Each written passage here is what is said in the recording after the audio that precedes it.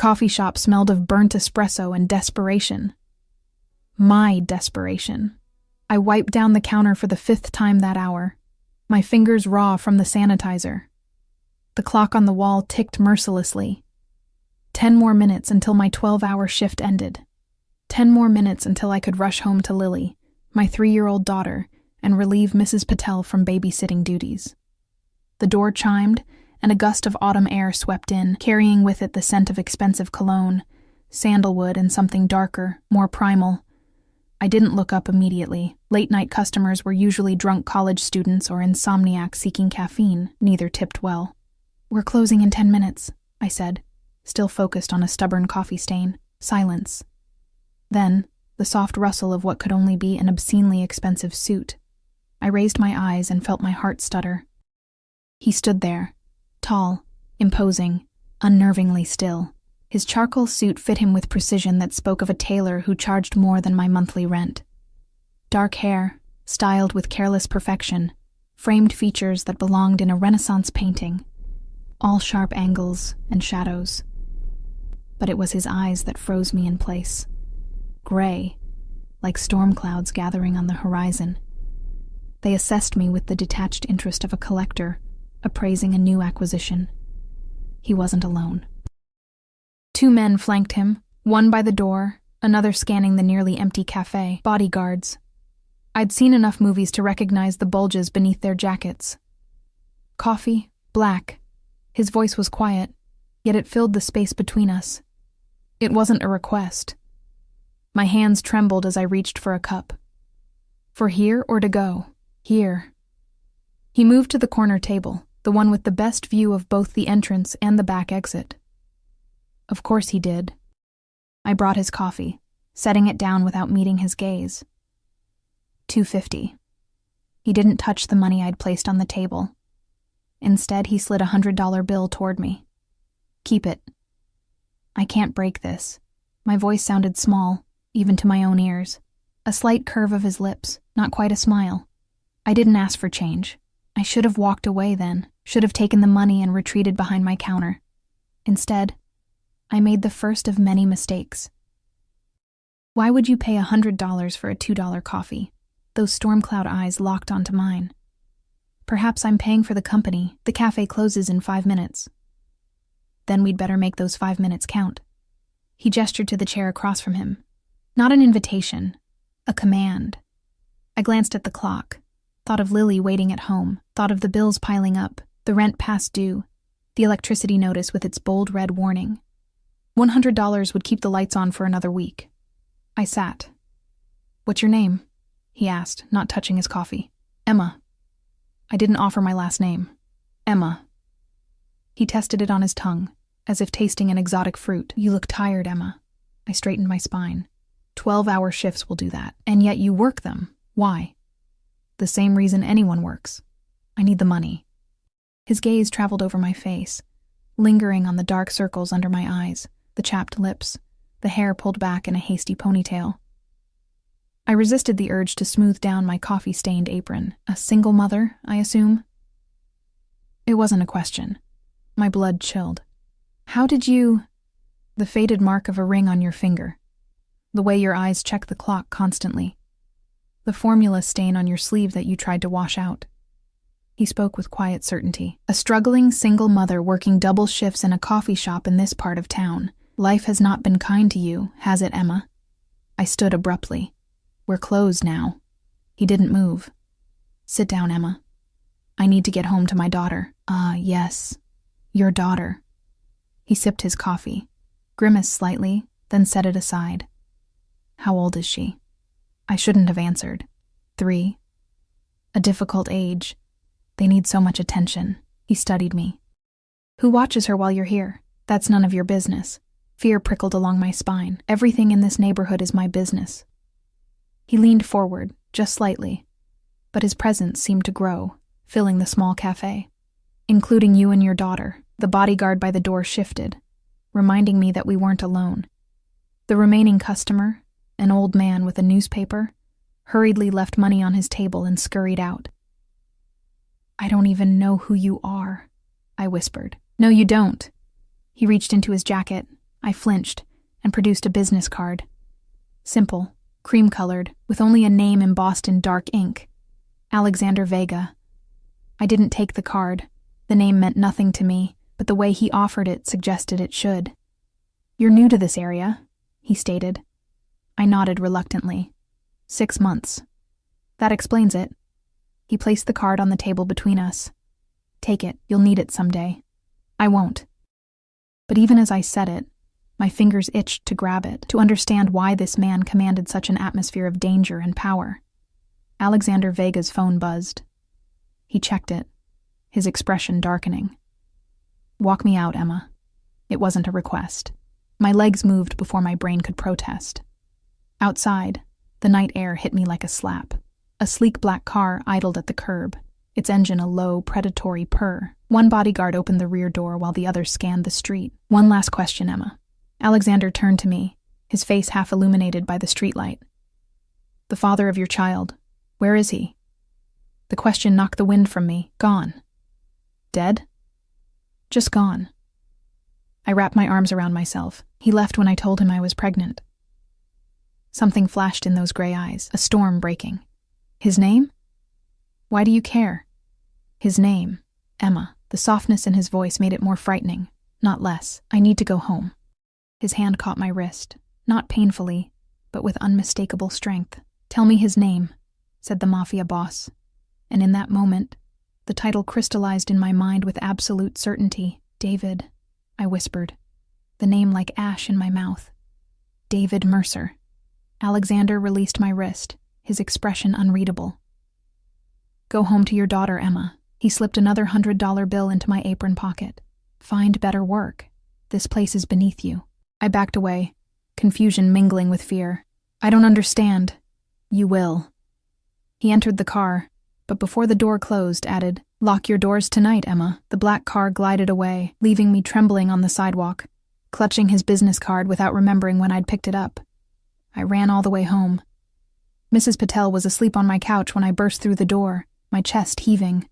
She startled awake, her lined face creasing with concern. "Emma, what's wrong? You look like you've seen a ghost." I forced a smile. "Just didn't want to be late. How was Lily?" "An angel, as always." She gathered her things. "She's been asleep since 8. I paid Mrs. Patel, wincing as I handed over the last of my cash. Tomorrow's problem. I had enough worries tonight. After she left, I triple-checked the locks, then went to Lily's room. My daughter slept peacefully in her second-hand crib, her dark curls splayed against the pillow. I touched her cheek, soft as flower petals. "I'll keep you safe," I whispered, though from what, or whom, I wasn't sure. Sleep evaded me. I sat by the window of our tiny apartment, staring at Alexander Vega's card in the glow of the streetlight. No phone number, no company name, just a name and a presence that had filled the cafe like smoke, and he knew David's name now. Why did that terrify me so much? Morning came with harsh light, and the realization that I was late for my second job at the diner. I scrambled to get Lily ready, cursing under my breath as I dialed Mrs. Patel. "I'm so sorry, but can you take her again today? The diner called me in early and—" "Of course, dear." Her kind voice soothed my frayed nerves. "Bring her over." I dressed Lily in her warmest clothes. Autumn was turning bitter early this year, and hurried down the 4 flights of stairs to Mrs. Patel's apartment. The street was unusually quiet. Neighbors who normally nodded in greeting kept their heads down, hurrying to their destinations. An oppressive silence hung in the air, as if the entire block was holding its breath. As I approached Mrs. Patel's door, an elderly man who lived next door caught my arm. "Be careful, miss," he muttered, eyes darting around. "Something happened last night." My heart stuttered. "What do you mean?" He leaned closer. "The Vega family. They came through here after midnight. Every business on Marshall Street got a visit." His voice dropped even lower. "They say David Mercer was found in the river this morning." The world tilted beneath my feet. I clutched Lily tighter. "Who's David Mercer?" I asked, my voice hollow. The old man shrugged. "Some small-time drug dealer, from what I hear. Owed money to the wrong people." He studied my face. "You okay, miss? You've gone white as a sheet." I nodded mechanically and knocked on Mrs. Patel's door. desperate to hand over Lily and process what I'd just heard. David was dead, found in the river hours after I'd given his name to Alexander Vega. "Tell me his name," the Mafia boss had said, and by dawn, the streets were silent with fear. But I'd known nothing about David's life after he left me. Nothing about drugs or debts or the Vega family. It was coincidence. It had to be. The diner was buzzing with whispered conversations when I arrived, 20 minutes late. My boss, a surly man named Frank, barely noticed, too engrossed in a hushed discussion with the cook. I tied on my apron with trembling hands, catching fragments of their conversation. Entire operation wiped out overnight.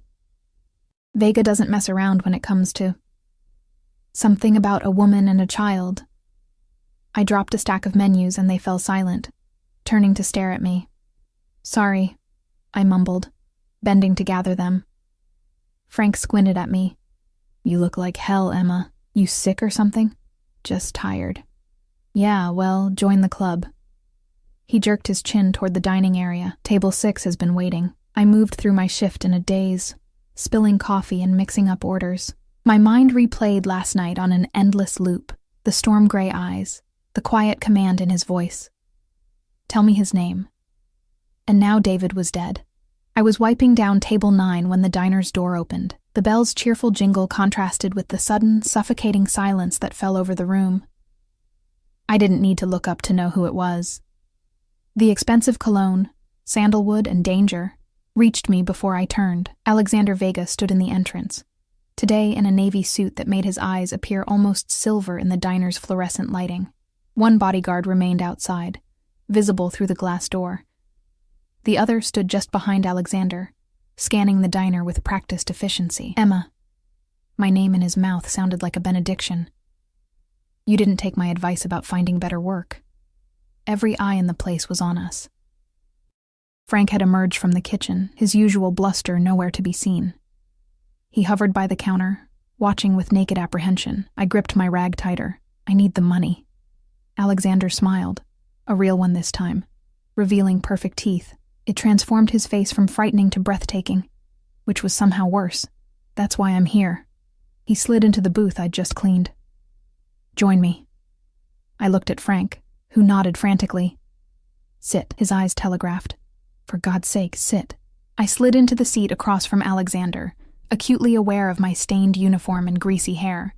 He seemed to fill the small booth, his presence extending beyond his physical form.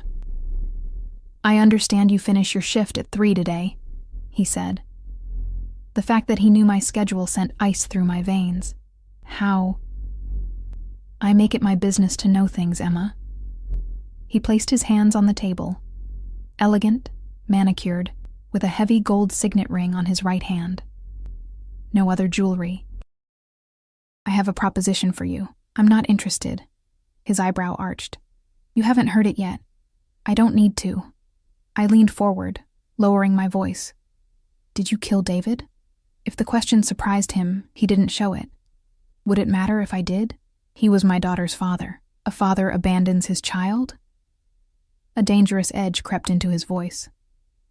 A man who leaves a pregnant woman to fend for herself is not a father. He's a coward. I couldn't argue with that, but still. "You had no right." "I had every right." His tone remained conversational, as if discussing the weather. "David Mercer stole from me, Emma. Not money, that I might have forgiven.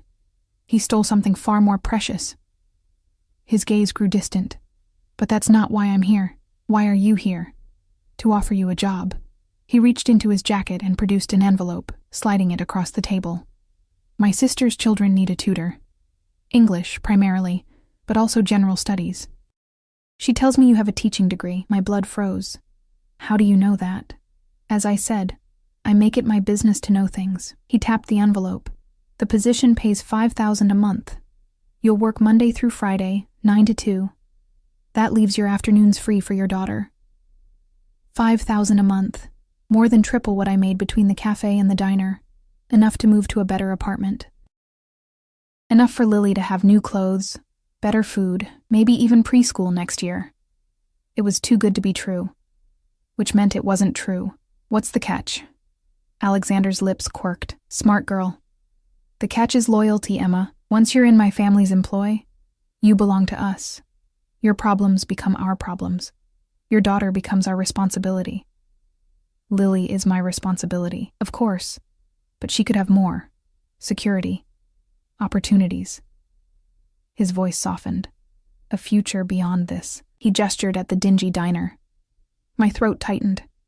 Every parent's weakness, the promise of a better life for their child. Why me? You don't even know me. Alexander leaned back, studying me with those unnerving eyes. Let's just say I believe in cosmic balance. You were wronged by someone under my protection. I'm making amends. David worked for you? His expression hardened. David betrayed me, and paid the price. He pushed the envelope closer. Don't make the same mistake. The threat hung in the air between us. I should have been terrified, and I was. But something else stirred beneath the fear. A reckless curiosity, a dangerous pull toward this man who could order a death as easily as ordering coffee. I need to think about it, I said finally. Of course. He stood, the movement fluid and graceful. You have until tomorrow morning. My driver will be outside your apartment at 8. He paused, then added, Bring Lily. My sister is eager to meet her. He left without waiting for my response, his bodyguard falling into step behind him. As the door closed, the diner erupted into whispers. Frank appeared at my side, his face ashen. What the hell was that about? I stared at the envelope, still unopened. I'm not sure. Do you know who that was? His voice cracked. That's Alexander Vega, the Alexander Vega. His family owns half the city, and the other half? I asked, already knowing the answer. They're too scared to admit they don't. I slipped the envelope into my pocket and returned to work, my mind reeling. By the time my shift ended, I'd made my decision. Not because I wanted to, but because I sensed I had no real choice. Alexander Vega had entered my life like a storm, and I was already caught in its vortex. As I walked to Mrs. Patel's to pick up Lily, I noticed how the streets remained unusually quiet. Shopkeepers watched from windows but didn't call out greetings. A police car rolled by slowly, the officer's eyes sliding over me with deliberate indifference. By dawn, the streets were silent with fear, and somehow, I was at the center of it all. I collected Lily from Mrs. Patel's apartment, forcing a smile as my daughter launched herself into my arms.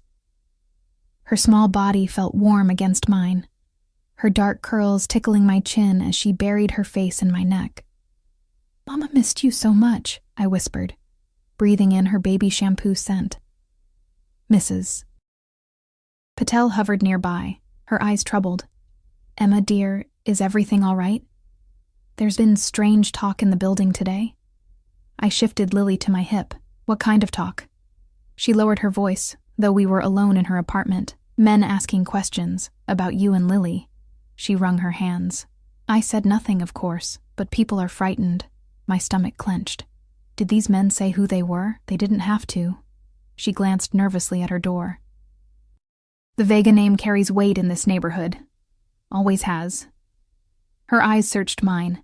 "What have you gotten yourself into, child?" "Nothing," I lied. "It's a misunderstanding." She didn't believe me. I could tell by the way her mouth pinched at the corners. But she nodded anyway. "Be careful, Emma. Those people..." She trailed off, shaking her head. "I will." I hitched Lily higher on my hip. "Thank you for watching her." Outside, the autumn afternoon had turned bitter, wind whipping between the buildings. I hurried home, hyper-aware of eyes following our progress from behind curtains and blinds. Lily chatted happily, oblivious to the tension crackling in the air around us. "Park tomorrow, Mama?" she asked, as we climbed the stairs to our apartment. I swallowed hard. "Maybe, baby. We'll see." Inside our apartment, I locked the door and slid the chain into place, though I knew now how meaningless such barriers were against someone like Alexander Vega. If he wanted in, a flimsy chain wouldn't stop him. While Lily played with her few toys on the living room floor, I finally opened the envelope.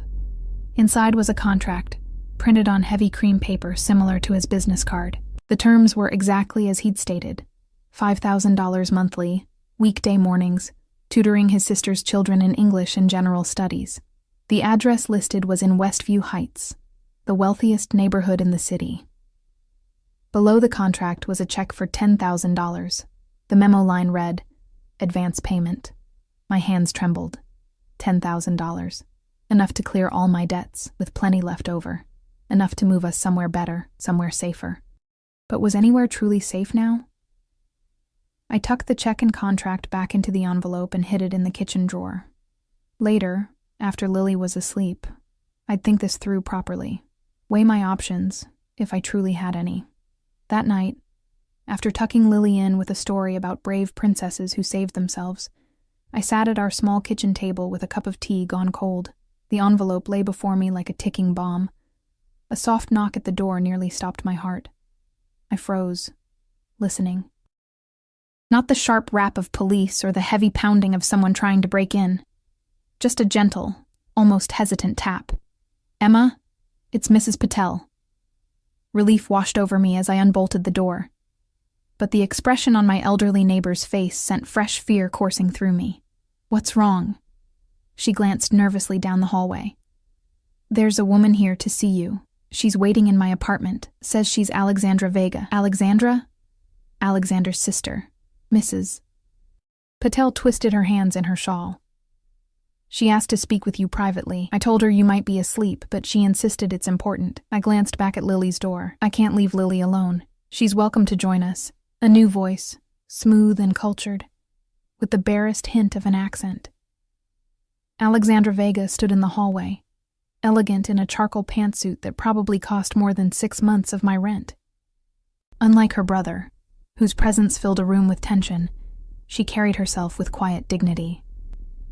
Her dark hair was pulled back in a sleek chignon, emphasizing high cheekbones and eyes the same stormy gray as Alexander's. "I apologize for the late hour." She extended her hand. "Alexandra Vega, you must be Emma." I shook her hand automatically, noting the coolness of her fingers and the perfect manicure. "How did you find me?" A slight smile. "My brother mentioned he'd offered you a position tutoring my children." No explanation of how she'd gotten my address, which meant Alexander had shared it with her. The thought sent a chill down my spine. Mrs. Patel cleared her throat. "I'll leave you ladies to talk. Emma, you know where to find me if you need anything." The warning in her eyes was clear. After she retreated to her apartment, Alexandra turned to me expectantly. "May I come in?" Every instinct screamed no, but I stepped aside. She entered my apartment, her gaze taking in the second-hand furniture, the water stains on the ceiling, the patched curtains. I felt heat rise to my cheeks. "Would you like some tea?" I offered, desperate to break the silence. "No, thank you." She remained standing. "I won't take much of your time. I came to discuss my brother's offer." I crossed my arms. "I haven't decided yet." "Yes, you have." Her statement carried no judgment, just quiet certainty. "You need the money, and my brother rarely takes no for an answer. The question isn't whether you'll accept, but what accepting means for you and your daughter." Something in her tone made me look closer. Beneath her composed exterior, I detected a flicker of... what? Concern. Warning. "Why are you here, Ms. Vega?" "Alexandra, please." She moved to the window, peering through a gap in the curtains at the street below. "My brother has taken a particular interest in you, Emma. That's... unusual." "Because of David?" She turned, her expression carefully neutral. "Is that what Alex told you? That this is about David Mercer?" I nodded slowly. "And you believed him?" It wasn't a question. "Should I not have?" Alexandra sighed, the sound barely audible. "My brother rarely explains his true motivations, even to me. But I know him better than anyone." She stepped closer. "Did he tell you about Sophia?" The name meant nothing to me. "No." "I thought not." She glanced at Lily's bedroom door. "She has dark hair like yours?" A chill ran through me. "Yes." "And brown eyes? About 3 years old? How do you know that?" My voice sharpened with maternal protectiveness. Alexandra's perfect composure slipped just for a moment. "Because you're not the first, Emma. There was another young mother, dark hair, brown eyes, a little girl named Sophia, who would have been 3 this year. Would have been? Pain flickered across her face. There was an accident, a year ago. Sophia and her mother were killed when their car went off a bridge. She held my gaze steadily. It destroyed my brother. Understanding bloomed, cold and terrible. He thinks... What? That Lily and I are some kind of replacement? Alex doesn't think in such simple terms. Alexandra moved to the couch and finally sat, smoothing her pants with an automatic gesture. My brother lost someone he loved deeply. Now he's found someone who reminds him of her. In his mind, it's fate. A second chance. That's insane, I whispered. My brother is many things. Ruthless, brilliant, powerful. Her voice softened. But since losing Sophia, there's been an instability to him, a desperation. And David? Where does he fit into this? Her eyes hardened. David Mercer worked for our family for years. He was there the night of the accident. He was supposed to be driving them home. The pieces clicked together, forming a picture too terrible to contemplate. David was responsible for their deaths? That's what Alex believes. She straightened her already perfect posture.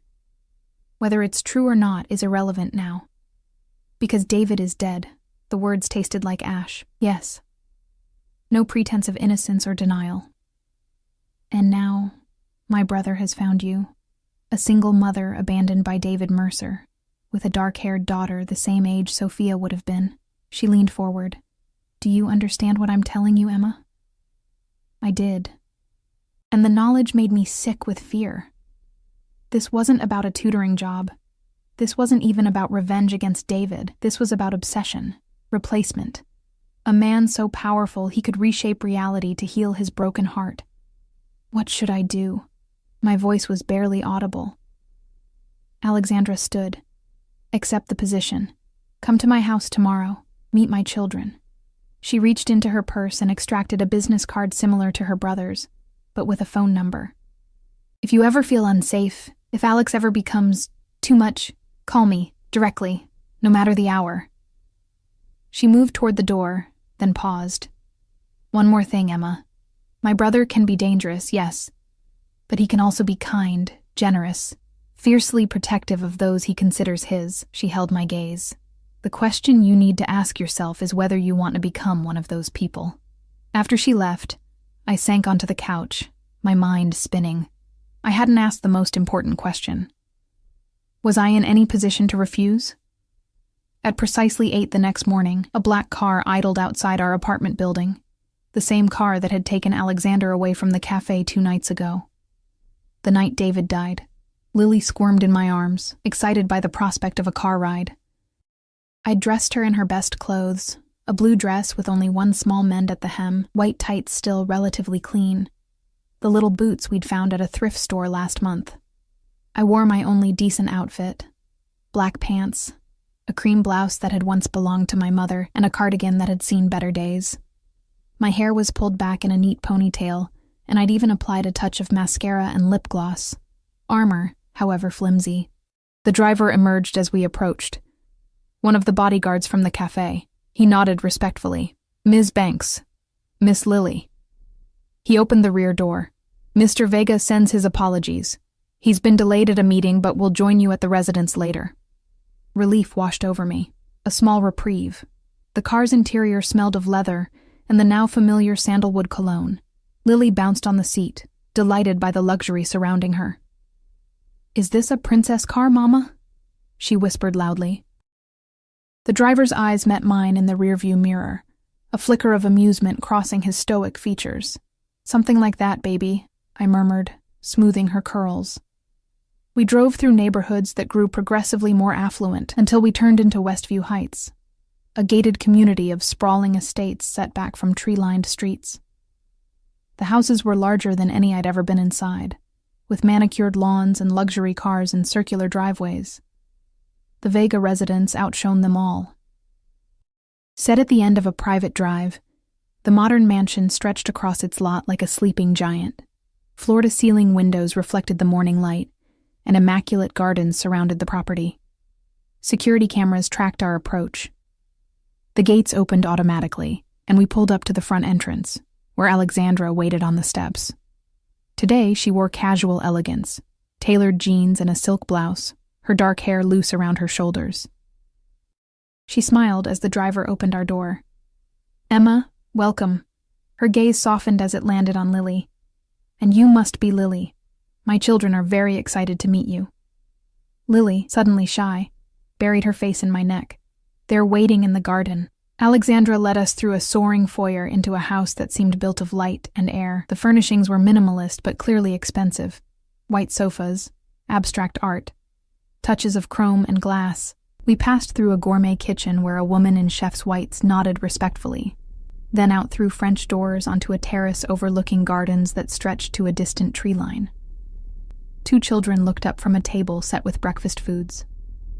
A boy of about 7, dark-haired and serious, and a girl around 5, with Alexandra's gray eyes and delicate features. "Emma, this is Marco and Isabella." Alexandra placed a hand on each child's head in turn. "Children, this is Ms.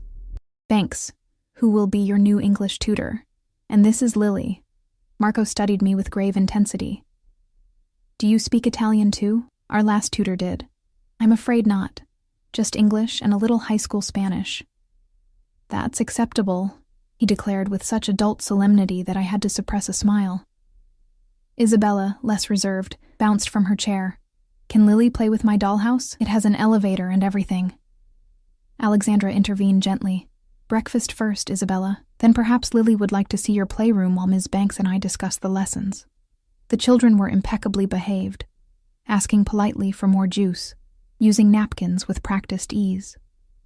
Lily watched them with wide eyes, cautiously accepting a croissant when Isabella insisted she try one. "Butter makes it better," the little girl said, carefully spreading a pat on Lily's portion. I felt a pang, watching my daughter experience luxuries I'd never been able to provide. The fresh fruit, the pastries still warm from the oven, the heavy silverware that clinked against bone china plates. After breakfast, Isabella took Lily by the hand. "Come see my dolls." Alexandra nodded permission, and the girls disappeared into the house, followed discreetly by a woman I hadn't noticed before. A nanny or security, I wasn't sure. "Marco, why don't you show Ms. Banks your science project?" Alexandra suggested. "I'll join you in a moment." The boy nodded seriously and led me to a table on the far side of the terrace, where a detailed model of the solar system was under construction. As he explained the relative distances between planets with surprising accuracy, I noticed Alexandra speaking quietly into a phone, her expression tense. She caught my eye and quickly ended the call, joining us at the table. "Marco is quite the astronomer," she said, pride evident in her voice. "I'm impressed." I meant it. "You know more about Jupiter's moons than most adults." The boy's serious expression lightened with the hint of a smile. "Uncle Alex bought me a telescope for my birthday. A real one, not a toy." At the mention of Alexandra's phone buzzed again. She checked it, her posture stiffening slightly. "Marco, would you go check on your sister and Lily? Make sure Isabella isn't overwhelming our guest with too many toys at once." Once he was gone, Alexandra turned to me. "Alex will be here within the hour. Before he arrives, we should discuss the details of your position." She outlined a curriculum focusing on English literature, writing skills, and general science for both children. I would have access to a state-of-the-art classroom on the 2nd floor, complete with computers, books, and teaching materials. The children currently attend Westview Academy, but we've been considering homeschooling, she explained. This would be a trial period to see how they respond to private tutoring. "And Lily?" I asked. "Where would she be during lessons?" "With the children if she likes. She's younger, of course, but Isabella would welcome the company." Alexandra smiled faintly. "We have a full-time nanny, Mrs. Diaz, who can watch her as well." It all sounded too perfect, too easy. "Alexandra?" I said carefully. "About what you told me last night." She placed her hand over mine, a warning in her eyes. "We'll discuss that another time." I followed her gaze to a security camera mounted discreetly on a nearby tree. Of course. The house was under surveillance. Nothing said here would be truly private. "The contract," I said instead.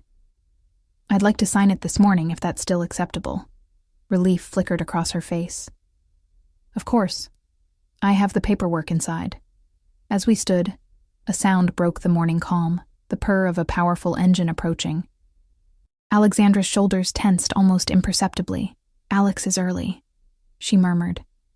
We watched as the same black car that had brought us pulled up to the house. The driver hurried to open the rear door, and Alexander Vega emerged, today in a charcoal suit that emphasized his broad shoulders and lean frame.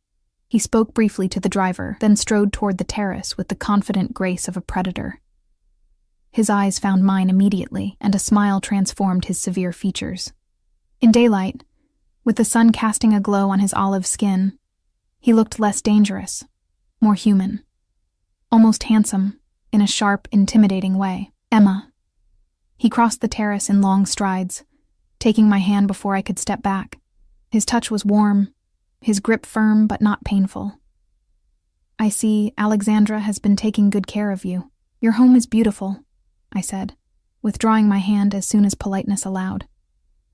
"Our home," he corrected, "now that you're joining our family." The possessive undercurrent in his voice raised gooseflesh on my arms.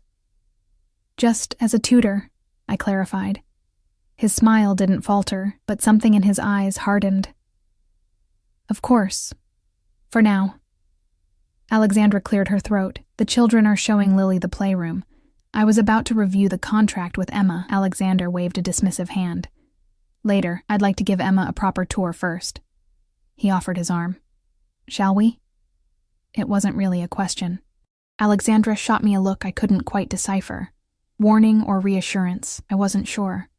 I placed my hand lightly on Alexander's arm, feeling the expensive fabric of his suit and the hard muscle beneath. He led me back through the French doors into the house, and I felt, with each step, the cage door swinging shut behind me. Alexander guided me through his mansion with the quiet pride of someone showcasing not just property, but legacy. Each room told a story of power accumulated over generations, from the antique Italian furniture to the original artwork by masters whose names I recognized from art history classes in college. "My grandfather built this house in the 1960s, Alexander explained as we entered a study lined with leather-bound books. The room smelled of cedar and old paper. He came to America with nothing but his name and his determination. "And now you own half the city," I said, unable to keep a hint of judgment from my voice. His lips curved in a half-smile. "Is that what people say?" "Among other things." "And what do you believe, Emma?" He stepped closer, his presence enveloping me like a shadow. "Am I the monster the newspapers make me out to be?" I thought of David, found in the river. Of the streets silent with fear after the Vega name was whispered. I think monsters rarely see themselves as such. Instead of anger, my words sparked something like approval in his eyes. "Clever girl." He gestured to the bookshelves. "You'll find the children well prepared for their English lessons. Marco reads at a high school level already, and Isabella has a gift for storytelling." The casual shift in conversation left me disoriented. One moment discussing his family's power, the next, his niece's aptitude for creative writing, as if both subjects carried equal weight. "They seem very bright," I agreed cautiously. "They are." Pride warmed his voice. "They deserve the best education, the best of everything." "Is that why you chose me? Because I'm the best?" I couldn't keep the skepticism from my tone. Alexander turned to face me fully, his gray eyes intense. "I chose you because you're exactly what they need, what we all need." The statement hung between us, loaded with implications I wasn't ready to face. Before I could respond, he continued the tour, leading me upstairs to a bright, airy room outfitted as a classroom. Floor-to-ceiling windows overlooked the gardens, and bookshelves lined one wall. A large table occupied the center, with 4 chairs. 2 child-sized, 2 adult. "Your domain," Alexander announced. "Whatever supplies you need, just ask." The classroom was a teacher's dream, the kind of space I'd imagined during long nights studying for my education degree, before life had taken unexpected turns, before David, before Lily, before my teaching career had ended before it began. "It's perfect," I admitted. "I want you to be comfortable here, Emma." Alexander's voice softened. "I want you to feel at home. This isn't my home." The words slipped out before I could stop them. His expression darkened momentarily, then cleared. Not yet, but it could be. A child's laughter, Lily's laughter, echoed from down the hallway, breaking the tension. Alexander's face transformed at the sound, something raw and vulnerable flashing in his eyes before he masked it. "Shall we see what the children are up to?" he suggested, his tone deliberately light. We found them in a playroom that could have been featured in a luxury magazine. Toys that would have cost me months of salary were arranged on shelves and in bins. A miniature kitchen, a train table, a dollhouse taller than Lily herself. In the center of it all, Isabella and Lily sat cross-legged on a plush carpet, sharing a picture book, while Marco constructed something complex with building blocks nearby. Lily looked up as we entered, her face brightening. "Mama, look at all the toys." My heart contracted painfully. Already she was enchanted by this world so far removed from our cramped apartment, with its second-hand furniture and carefully mended clothes. "I see, baby. Are you having fun with Isabella?" She nodded enthusiastically. "She's teaching me Italian," Isabella beamed. "She's very smart, Ms. Banks. She already knows gatto means cat, and cane means dog." Alexander watched this exchange with an expression I couldn't read. Something between satisfaction and longing. He knelt beside the girls, his imposing presence somehow softening as he reached their level. "Buongiorno, principes," he said gently. Isabella threw her arms around his neck. "Uncle Alex, will you stay for lunch today, please?" "Of course."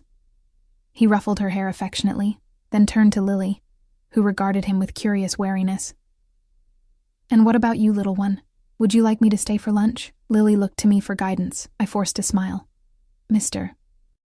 Vega is being very kind to let us visit his beautiful house today." Alexander's jaw tightened, almost imperceptibly at my choice of words. "Actually," he said, standing, "I was hoping you and Lily might join us for dinner as well. There's someone I'd like you to meet." Before I could formulate a response, Alexandra appeared in the doorway. "There you are. Emma, if you have a moment, I'd like to finalize the paperwork before lunch." Alexander straightened, smoothing his suit jacket. "Of course. Business first." He smiled down at the children. "I'll see you all at lunch." As he passed me, he leaned close, his breath warm against my ear. "The sooner you sign, the sooner we can discuss your new living arrangements." I pulled back, startled. "My what?" But he was already walking away, leaving me to follow Alexandra to a small office adjacent to the playroom. She closed the door behind us, her expression tight. "You need to be careful around my brother, Emma." "So you've said." I sank into a chair across from her desk. What did he mean about living arrangements? Alexandra sighed, taking her own seat. "Alex believes your current apartment is unsuitable. He wants to relocate you and Lily to a property he owns near here." "That wasn't part of our agreement." "I know, and I've told him as much." She slid the contract across the desk. "This agreement is exactly what we discussed. Tutoring position, salary, hours. Nothing about housing or other entanglements." I scanned the document carefully. The terms were straightforward and generous, even more generous than Alexander had initially proposed. $6,000 a month, not $5,000. Health insurance for Lily and me, a transportation allowance, 4 weeks of paid vacation annually. It was more than fair. It was life-changing. And there was no mention of living arrangements or other expectations. "What happens if I refuse to move?" I asked, pen poised over the signature line. Alexandra's gray eyes, so like her brother's, met mine steadily. "I won't lie to you, Emma. My brother is used to getting what he wants. But he also values loyalty and intelligence. If you explain your reasons clearly and respectfully, he may listen. And if he doesn't?" She didn't answer immediately. "Sign the contract. Begin the tutoring. Get to know us, all of us, before you make any decisions about the rest." It seemed like reasonable advice. And practically speaking, I had few options. The check Alexander had given me remained in my kitchen drawer, untouched. But the reality of my financial situation hadn't changed. I needed this job. I signed the contract. Alexandra nodded, looking relieved. "Welcome to the family, Emma." The way she said it, not "welcome to the job" or "welcome to the staff," sent a chill through me. Family, with all its obligations and entanglements. One more thing, she said, lowering her voice, although we were alone. The dinner guest tonight, it's our father, Vincenzo. He rarely leaves his estate these days, so his presence is significant. Why does Alexander want me to meet him? Alexandra's expression was carefully neutral. My brother doesn't do anything without purpose, Emma. If he wants father to meet you, it's because he's planning something important. Planning what? She shook her head slightly. I don't know. But whatever it is, be prepared. My father is old-fashioned, traditional. With that cryptic warning, she led me back to the playroom to collect the children for lunch. Lunch was served in a sunlit dining room overlooking the gardens. The children chatted happily, with Lily gradually overcoming her shyness to join the conversation. I watched her transform from my cautious little girl to an animated chatterbox, her eyes bright with excitement as she described her favorite stuffed animal to Isabella. Alexander sat at the head of the table, occasionally interjecting but mostly observing. His gaze lingered on Lily with an intensity that made my maternal instincts flare, yet there was nothing overtly threatening in his manner, just that strange, hungry attention, as if memorizing every detail of her. Emma, he said during a lull in the children's conversation, I've taken the liberty of arranging for your things to be packed and moved this afternoon. I set down my fork, appetite vanishing. Excuse me? Your apartment. He waved a dismissive hand. It's being cleared as we speak. I've acquired a suitable property for you and Lily just 5 minutes from here. 3 bedrooms, a garden for Lily to play in. You'll find it fully furnished. Alexandra shot her brother a warning look. Alex, we discussed this. Emma hasn't agreed to. I've seen where they live, Alexandra. His voice hardened. It's unacceptable. That's not your decision to make, I said, keeping my voice level despite the anger bubbling inside me. Those are our things, our home. A home with faulty wiring, poor security, and neighbors who deal drugs 2 doors down? Alexander's expression was incredulous. No, not anymore. You had no right. I had every right. The quiet authority in his voice silenced the table. Even the children stopped eating, sensing the tension. You signed a contract with my family this morning. Your welfare, and Lily's, is now my concern. The contract was for tutoring, not for you to control my life. His eyes darkened dangerously. Is that what you think I'm doing? Controlling you? Isn't it? For a long moment we stared at each other across the table. I refused to look away, though every instinct screamed at me to back down, to appease the predator watching me with such focused intensity. Finally, unexpectedly, he smiled. You're not afraid of me. I didn't say that. You didn't have to. It's written all over your face. He leaned forward. You're angry? Yes, but not terrified.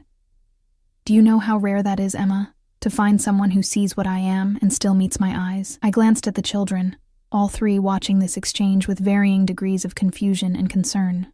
This isn't the time or place for this conversation. Alexander followed my gaze, seeming to remember our audience. He straightened, his expression softening. Of course. Forgive me. He turned to the children with a smile that transformed his face. Who wants gelato for dessert? The sudden shift in his demeanor was jarring, but the children responded with enthusiasm, the tense moment forgotten.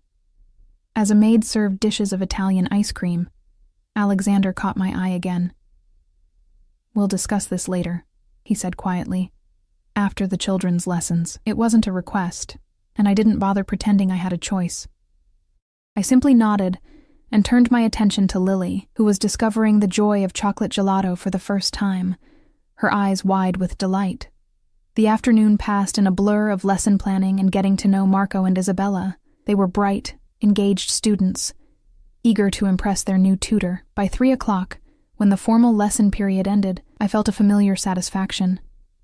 The teacher's joy in connecting with young minds. If only the circumstances had been different. If only their uncle wasn't a man who ordered deaths and rearranged lives on whims. Alexandra collected the children for their piano lessons, leaving me alone in the classroom to organize materials for the next day. I was arranging books on a shelf when I sensed rather than heard someone enter the room. Alexander stood in the doorway, changed from his formal suit into dark slacks and a gray cashmere sweater that matched his eyes. The casual attire somehow made him more approachable, though no less dangerous. "The children like you," he said. "Marco especially. He doesn't warm to people easily. They're wonderful children.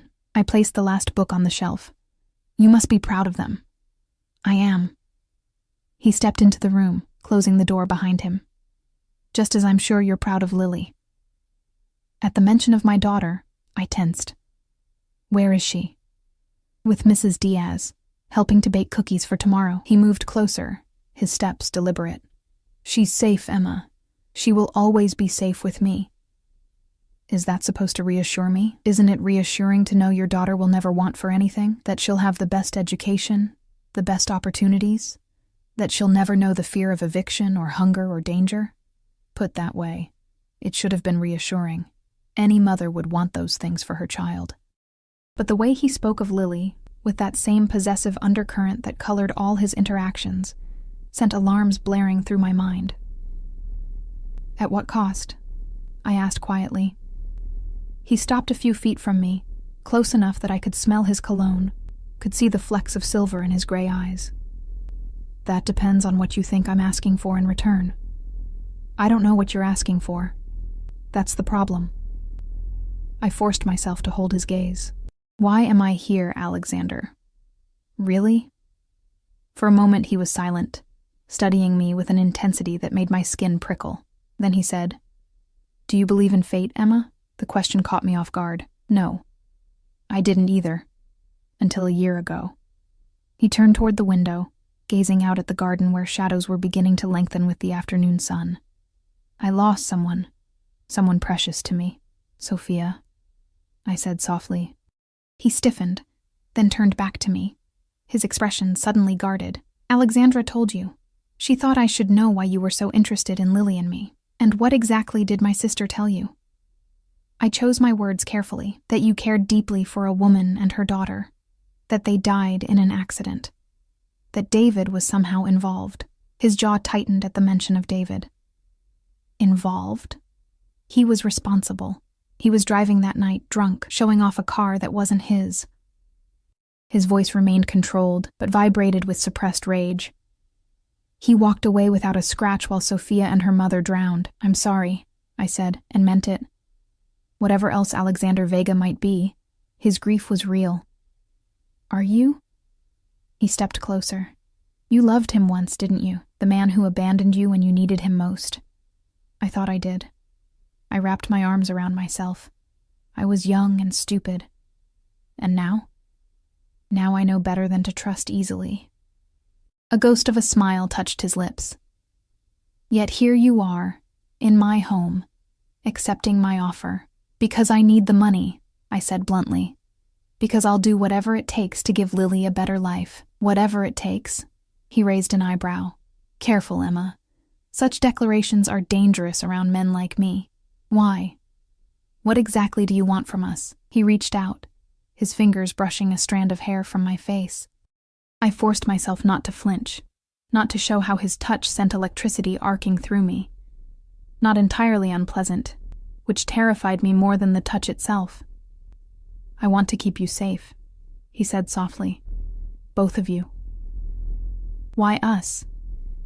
"Because I remind you of her? Because Lily reminds you of Sophia?" Something flashed in his eyes. Pain or anger, I couldn't tell. "Is that what Alexandra told you? That you're just a replacement?" "Aren't we?" His hand dropped to his side. "No.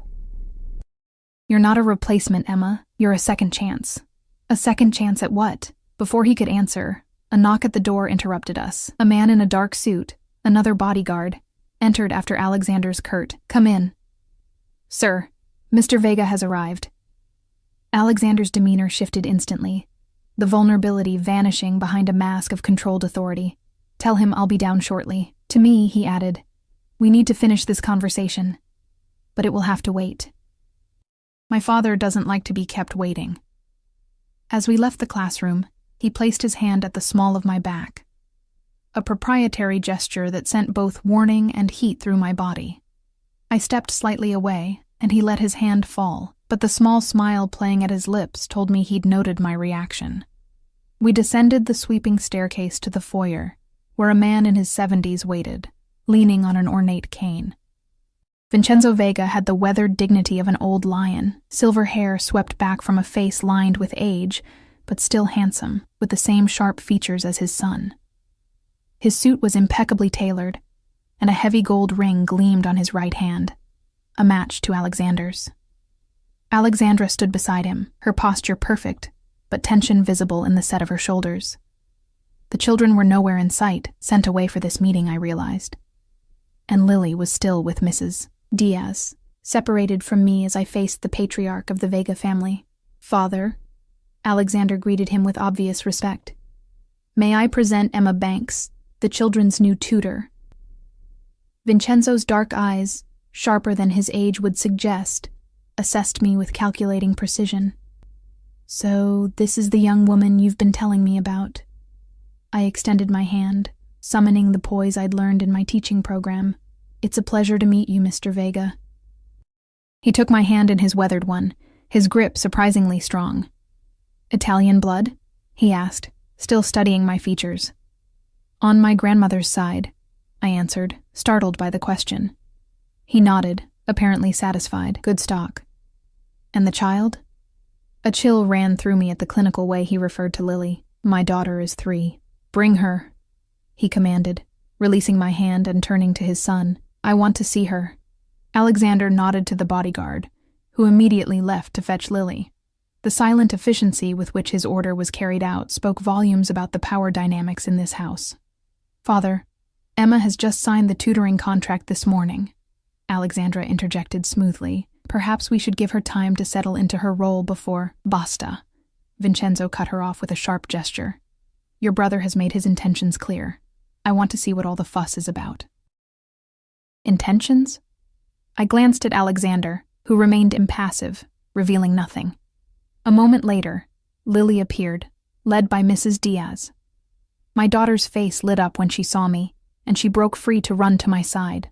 I lifted her into my arms, holding her tight against me. Vincenzo approached us slowly, his cane tapping against the marble floor. He stopped directly in front of us, his gaze now fixed on Lily. "What is your name, Piccola?" he asked, his voice gentler than before. Lily, never shy for long, answered clearly. "Lily Banks. I'm 3.5. A smile creased the old man's face. 3.5 is a very important age.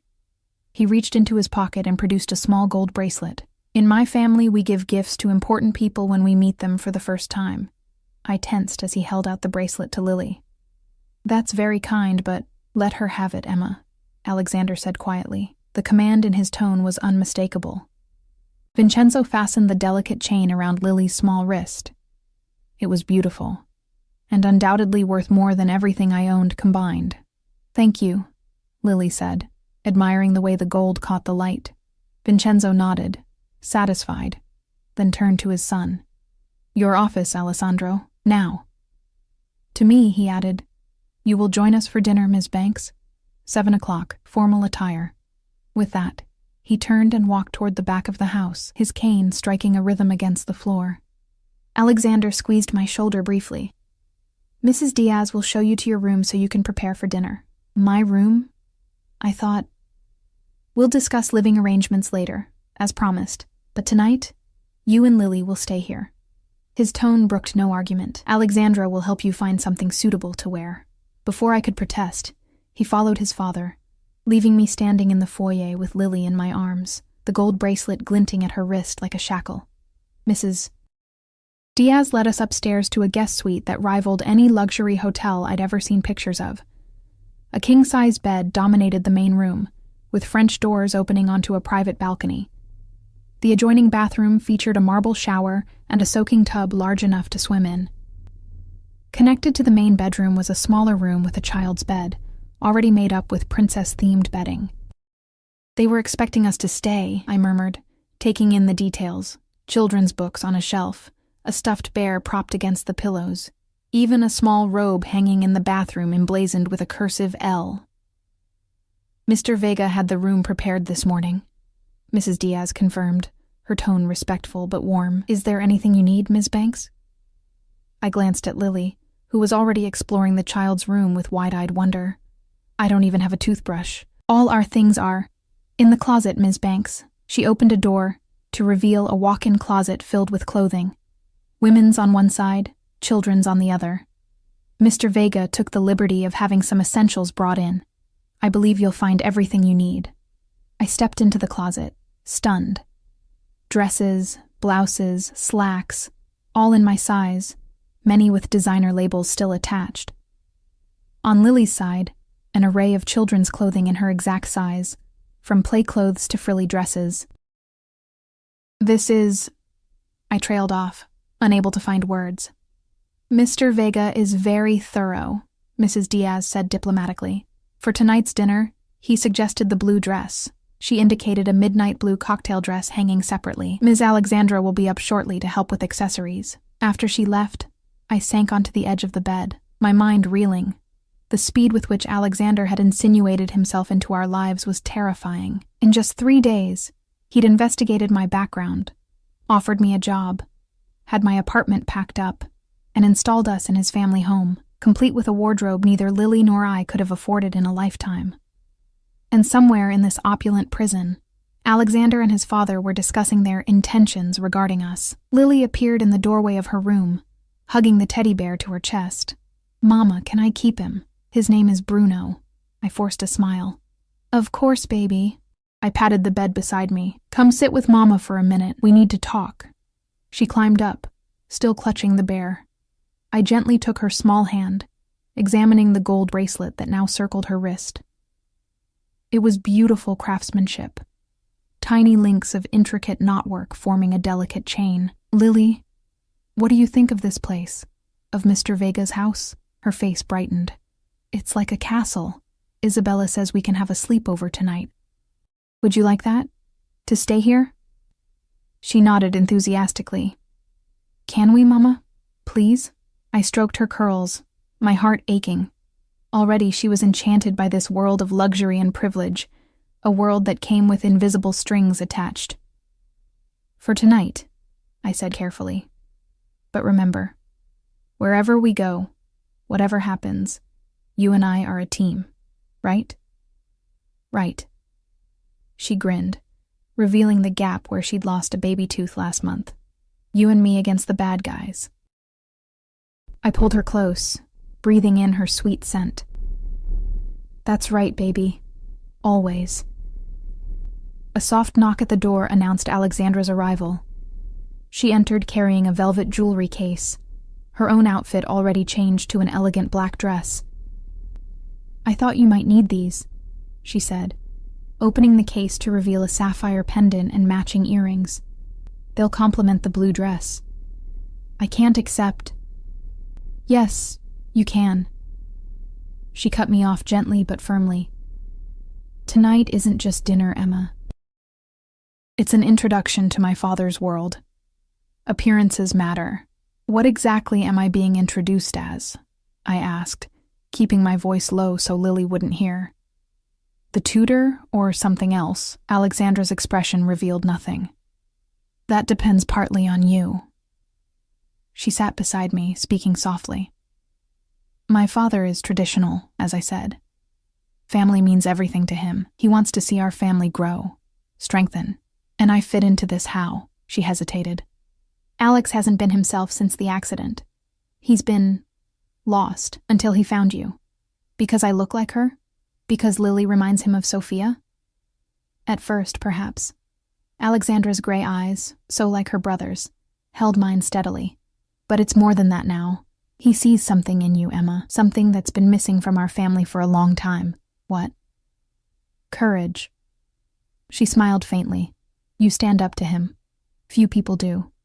I thought of our confrontation at lunch, how Alexander had seemed almost pleased by my defiance. That's not courage. It's desperation. Call it what you will. Alexandra stood. "Mrs. Diaz will watch Lily while we're at dinner. You should start getting ready. My father dislikes tardiness almost as much as he dislikes disrespect." After she left, I showered in the luxurious bathroom, trying to gather my thoughts under the cascade of hot water. My situation felt increasingly surreal, trapped in a gilded cage by a man whose intentions remained opaque. Was this about replacing his lost love? Creating a ready-made family, or something darker, more possessive? And what would happen if I refused to play along? As I slipped into the blue dress, which fit as if it had been tailored specifically for me, I caught my reflection in the full-length mirror. The woman staring back seemed like a stranger, elegantly dressed, sapphires at her throat and ears, hair arranged in soft waves instead of my usual practical ponytail. I looked like I belonged in this world. The thought terrified me. Mrs. Diaz arrived to stay with Lily, who was already engrossed in a new picture book, and barely noticed my departure. I followed Alexandra down the grand staircase to a formal dining room I hadn't seen before. The space was impressive. A long table that could seat 20. Crystal chandeliers casting warm light over polished wood and fine china. But only 4 places were set. At one end of the table where Vincenzo and Alexander already waited. Both men stood as we entered. Alexander's gaze swept over me, lingering with unmistakable appreciation. He wore a tailored black suit that emphasized his broad shoulders and lean strength. For a moment, I allowed myself to acknowledge what I'd been denying. He was dangerously attractive, and some treacherous part of me responded to that danger. "You look beautiful," he said quietly, as he held my chair. I didn't respond, but felt heat rise to my cheeks as I took my seat across from Alexandra, with Alexander to my right and Vincenzo at the head of the table. Dinner was served by silent, efficient staff, course after course of Italian cuisine more exquisite than anything I'd ever tasted. Wine flowed freely, though I barely touched mine, wanting to keep my wits sharp. The conversation remained surprisingly normal at first. The children's education, current events, Alexandra's charity work. Vincenzo asked pointed questions about my background, my education, my family. I answered honestly, but carefully, acutely aware of the undercurrents flowing beneath this seemingly civilized dinner. It wasn't until dessert was served, a delicate tiramisu, that Vincenzo finally addressed the elephant in the room. "So, Ms. Banks," he said, his accent more pronounced after several glasses of wine, "my son tells me you've accepted the position of tutor to Alexandra's children." "Yes, sir." "And you understand what that means? To be employed by our family?" I set down my fork. "I understand that it's a teaching position with generous compensation." Vincenzo's lips twitched, almost amused. "Is that all you think it is?" I glanced at Alexander, whose expression remained carefully neutral. "What else should it be?" The old man leaned forward, his dark eyes sharp. "Our family does not hire employees, Ms. Banks. We adopt them. When you work for the Vegas, you become one of us, protected, valued." His gaze hardened. "And bound by certain obligations." "What kind of obligations?" "Loyalty," Alexander interjected smoothly. "Discretion." "And obedience," Vincenzo added, with a pointed look at his son. Something Alessandro would do well to remember. Tension crackled between father and son, some unspoken disagreement hovering just below the surface. "I agreed to teach the children," I said carefully. "I didn't agree to anything else."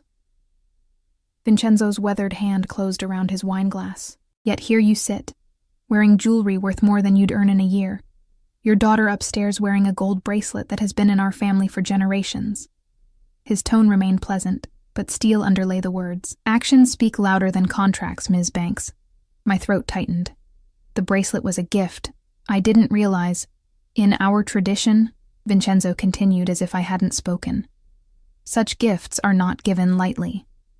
They signify intention, commitment." "Father," Alexander's voice carried a warning, "we agreed to take this slowly. At my age, slowly is a luxury I cannot afford." Vincenzo turned his penetrating gaze back to me. "My son has chosen you, Ms. Banks. He believes you and your daughter can heal the wound left by tragedy. I am inclined to support his choice, provided you understand what joining our family truly means." The implication struck me like a physical blow. "Joining your family? I thought we were discussing a tutoring position." That was just the beginning. Alexander's voice was soft, but his eyes burned with intensity. You know that, Emma. You've known since the moment we met. I stood abruptly, my chair scraping against the hardwood floor. I need some air. Without waiting for permission, I walked out of the dining room and through the French doors that led to the terrace.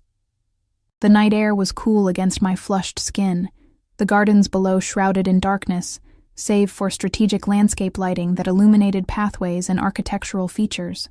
I gripped the stone balustrade, trying to calm my racing heart. The situation was spiraling beyond my control. Had been from the moment Alexander walked into that coffee shop. Footsteps sounded behind me. I didn't turn, knowing who it would be. You frightened her. Alexandra's voice was accusatory. Both of you. She needs to understand what's at stake. Alexander came to stand beside me, close enough that I could feel his warmth but not touching. What is at stake, exactly?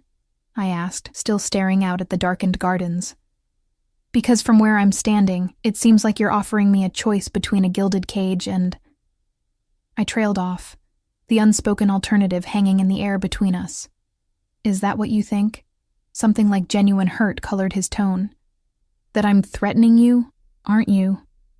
He sighed, running a hand through his immaculate hair, the first sign of dishevelment I'd seen from him. I want to protect you, Emma, you and Lily both. From what? From the life you were living, from struggle and want and fear. He turned to face me, his expression earnest in a way I hadn't seen before. I can give you everything you've ever wanted for yourself, for your daughter. At what price? His gaze was steady. Be mine. The simple declaration hung between us, loaded with implications. Your what? Employee? Possession? My partner. He hesitated, then finished softly. My wife. I stared at him, speechless. We'd known each other for 3 days. 3 days of manipulation, coercion, and thinly veiled threats. This is insane, I whispered. You don't even know me. I know enough. He stepped closer, and this time I had nowhere to retreat. I know you're brave and intelligent. I know you'd do anything for your daughter. I know you've been hurt, betrayed, but you haven't let it break you. His hand rose to cup my cheek, his touch unexpectedly gentle. And I know that when I look at you, I see a future I thought was lost to me forever. Some treacherous part of me responded to the raw emotion in his voice, to the unmistakable sincerity in his eyes. But the rational part remembered David in the river, streets silent with fear, the calculated way he'd manipulated my life in just 3 short days. I stepped back, breaking contact. I can't be what you want me to be. You already are. He lowered his hand. You just don't know it yet. Alexander. 3 months, he interrupted. Give me 3 months. Stay here, teach the children. Let me show you what life with me could be. His expression grew intent. If, after 3 months, you still want to leave, I'll let you go. With enough money to start fresh anywhere you choose. It was a tempting offer, too tempting. And therein lay the danger. And Lily? Something flashed in his eyes, a possessiveness that sent a chill through me. Lily stays with us. Absolutely not. She belongs here, Emma, with a family that can give her everything. With children her age, the finest education, opportunities you couldn't imagine. She belongs with her mother. We stared at each other, at an impasse. Behind us, Alexandra cleared her throat. Perhaps we should continue this discussion tomorrow, she suggested diplomatically. It's been a long day for everyone. Alexander's jaw clenched, but he nodded curtly. Tomorrow, then. To me, he added in a lower voice. Think about my offer, Emma. 3 months. That's all I'm asking. He turned and walked back inside, leaving me alone with Alexandra on the terrace. He's never asked anyone to marry him before, she said after a moment of silence. Not even Sophia's mother. I glanced at her sharply. What? They were lovers, yes, but he never proposed. She stepped closer, lowering her voice. Don't underestimate what that means, Emma. In our world, marriage isn't just about emotion. It's about legacy. Power. I don't want power. I just want my daughter to be safe and happy. And she can be. Here. With us. Alexandra touched my arm gently. My brother can be ruthless. Yes. Even cruel when necessary. But he protects what's his with everything he has. No one would ever dare harm you or Lily if you were his wife. And if I refuse, Her expression grew troubled. I don't know. He's changed since the accident. There's a desperation to him now. Desperation can make people dangerous. Yes, she agreed softly. It can. We stood in silence for a moment, the night air growing cooler. I should check on Lily, I said finally. Alexandra nodded. Of course. Just think about what he's offering, Emma. Not many people get second chances in this life. As I climbed the stairs to our suite, my mind whirled with conflicting emotions. Part of me recognized the insanity of Alexander's proposal. We barely knew each other, and what I did know should have sent me running. Yet another part, a part I was ashamed to acknowledge, was tempted. Not just by the luxury and security, but by Alexander himself, his intensity, his focus, the way he looked at me as if I were the answer to a question he'd been asking his whole life. When I opened the door to our suite, Mrs. Diaz rose from where she'd been reading in an armchair. She's been asleep for about an hour, she reported quietly, a perfect angel. I thanked her and went to check on Lily. My daughter slept peacefully. Bruno the bear clutched to her chest, the gold bracelet still gleaming on her small wrist. In sleep, her resemblance to me was striking, the same dark curls, the same stubborn chin. I wondered if that resemblance had been what first caught Alexander's eye, if he'd seen in us echoes of what he'd lost. The thought should have repulsed me. Instead, it filled me with a complicated sadness. For Alexander, for the woman and child he'd lost, for the desperate measures grief had driven him to. But pity wouldn't protect Lily, and whatever Alexander's motives, his methods were those of a man accustomed to taking what he wanted, regardless of consent. I slipped the bracelet carefully from Lily's wrist, noting the small engraving on the clasp, the Vega family crest, I presumed, a symbol of ownership as much as affection. A noise from the main bedroom caught my attention. I froze, then carefully tucked the bracelet into my pocket, and moved quietly to the doorway. Alexander stood by the French doors, silhouetted against the night sky. He turned as I entered, his expression unreadable in the dim light. I didn't mean to startle you, he said. What are you doing in my room? I wanted to apologize. He stepped closer, into the pool of light cast by a bedside lamp. Dinner didn't go as planned. My father can be overwhelming. That's one word for it. I remained by Lily's door, ready to retreat if necessary. Your entire family seems to excel at overwhelming. A hint of a smile curved his lips. A family trait, I'm afraid. Is that what tonight was about? Making me part of your family whether I want it or not? His smile faded. I didn't handle it well. I know that. He ran a hand through his hair again, the gesture surprisingly vulnerable. When it comes to you, I seem to lose my usual finesse. Is that what you call it?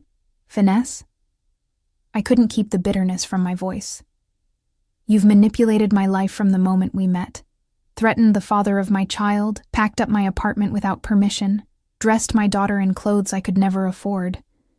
And now you're proposing marriage as if it's a business transaction. And yet you're still here. His gaze was penetrating. You could have left at any point today, Emma. Called a taxi, gone to a hotel, disappeared. But you didn't. He was right, and we both knew it. I could have left, should have left, but something had kept me here. Curiosity, fear, or something more unsettling, an attraction to this dangerous man who saw in me something worth pursuing at any cost. I stayed for Lily, I said, the half-truth bitter on my tongue. She was happy today, happier than I've seen her in months. Alexander moved closer, stopping a few feet away. And what about you, Emma? What would make you happy? Not being coerced. Then let me court you properly. The formal phrase sounded strange yet fitting coming from him. 3 months as I proposed. No pressure. No demands beyond your tutoring duties. Let me show you who I really am. I know who you are. I met his gaze steadily. You're the man who had David killed. He didn't deny it. David Mercer stole something precious from me. He paid the price for his betrayal. And now you think you can replace what you lost with Lily and me? Pain flashed across his features. It's not that simple. Then explain it to me. I moved away from Lily's door, toward the center of the room where we could speak without risk of waking her. Make me understand why, out of all the women in this city, you chose a struggling single mother working in a coffee shop. He was silent for a moment, gathering his thoughts.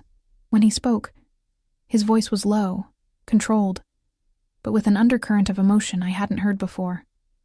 The night I lost Sophia and her mother, I lost my faith in everything, in justice, in meaning, in the future.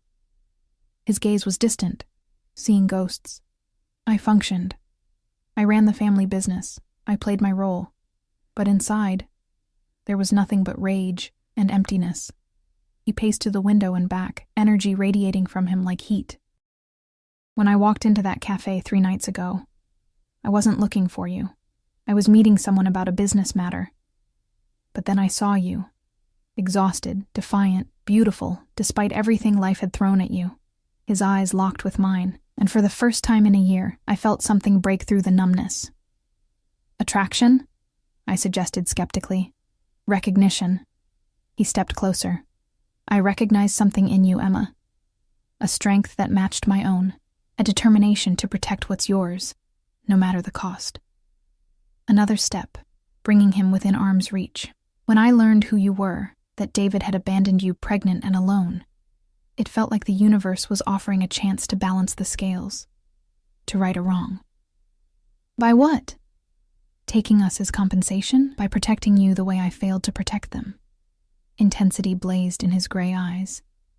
By giving your daughter the future that was stolen from Sophia. By making something good come from tragedy. The raw honesty in his voice was more persuasive than any smooth seduction could have been. It painted a picture of a man driven not just by grief, but by a desperate need for redemption. And if I say no? I asked softly. If I take Lily and walk away? His expression darkened. Don't. Just that. One word, laden with equal parts threat and plea.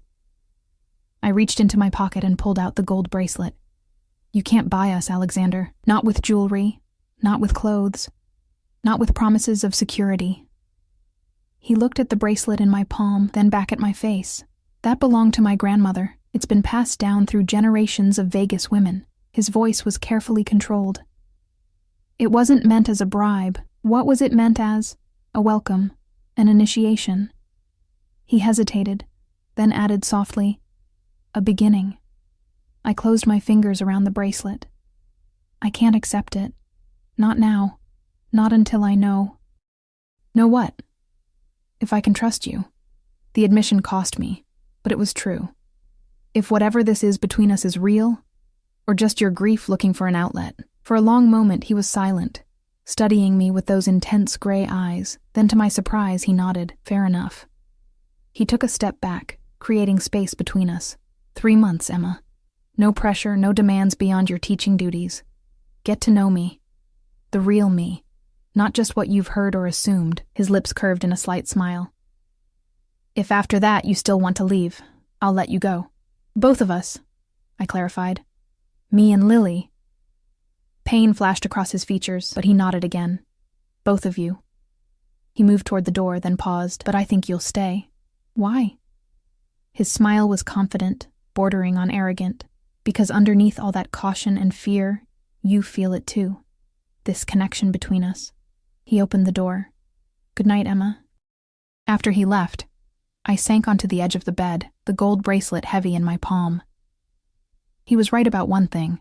There was a connection between us, something electric and dangerous and completely unexpected. The question was whether I dared explore it, knowing what he was capable of, knowing that the path he offered, however tempting, might well be a gilded cage from which there would be no escape. I placed the bracelet on the nightstand and went to check on Lily one more time.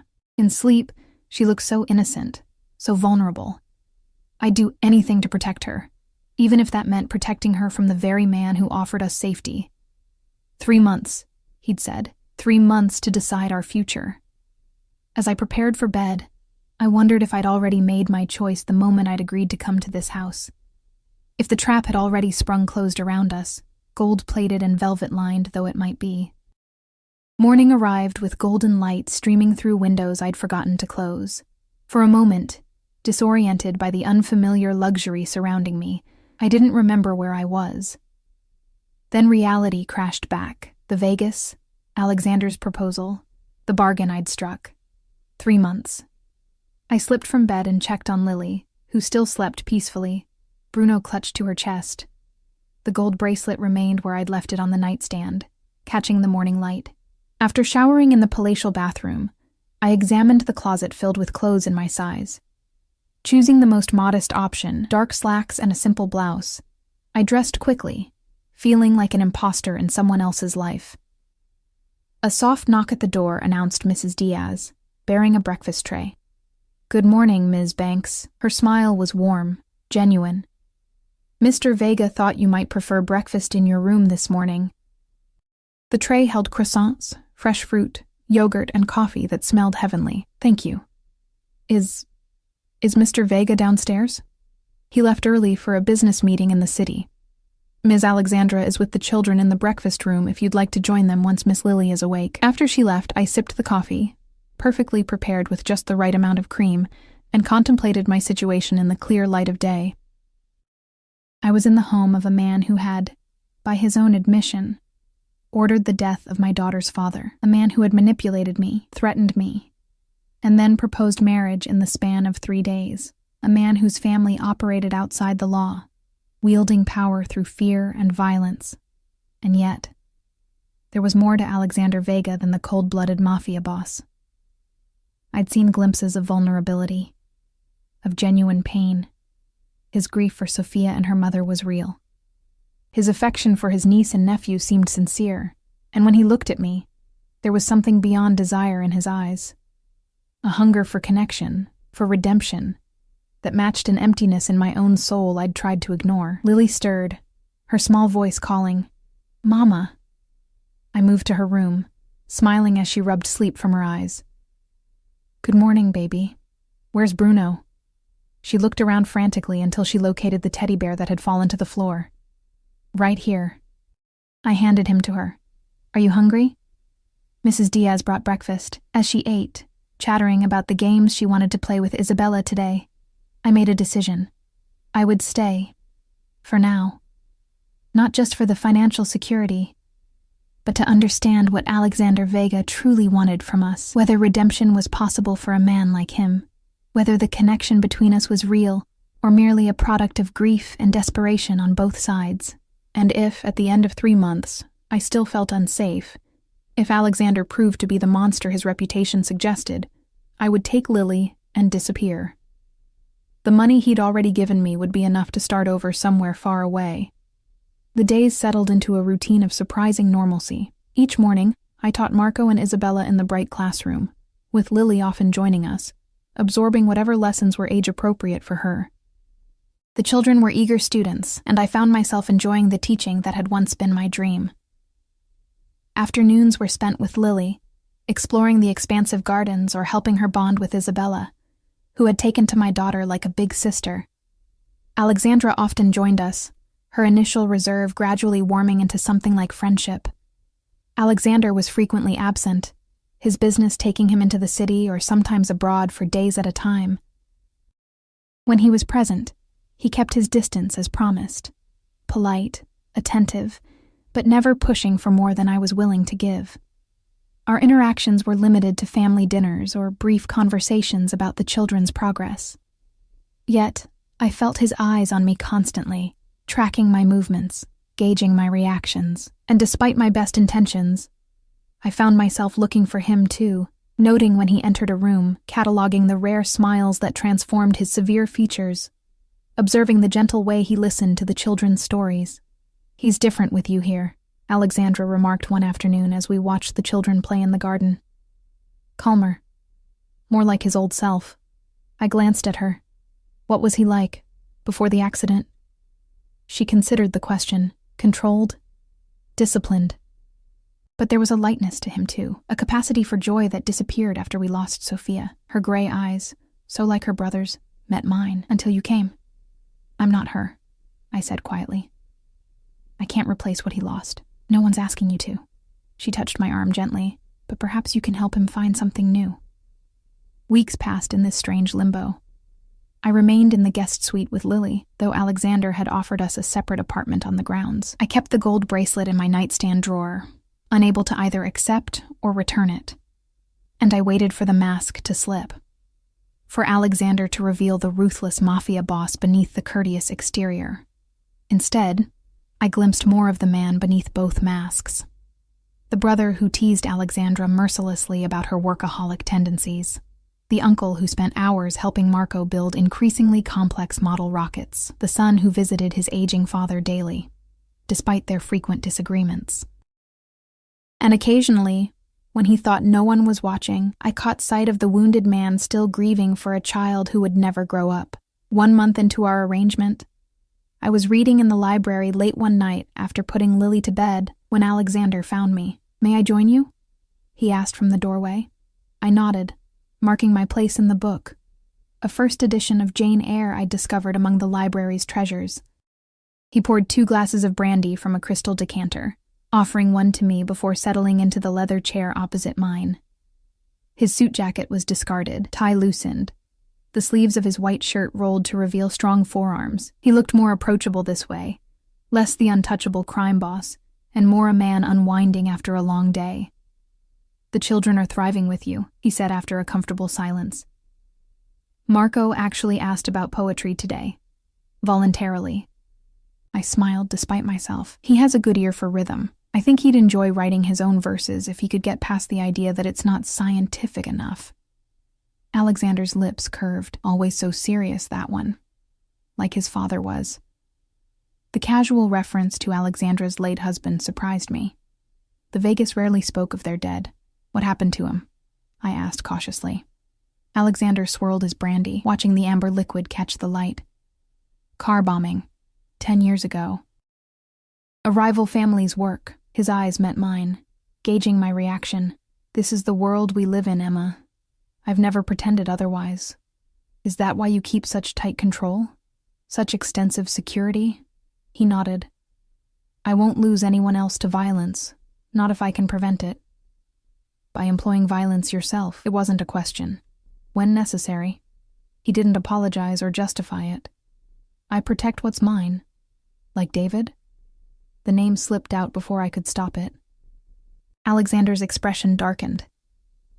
"David betrayed a trust. He was responsible for the deaths of 2 innocent people, a woman I loved and a child I considered my own." His voice remained calm, but I could hear the controlled fury beneath it.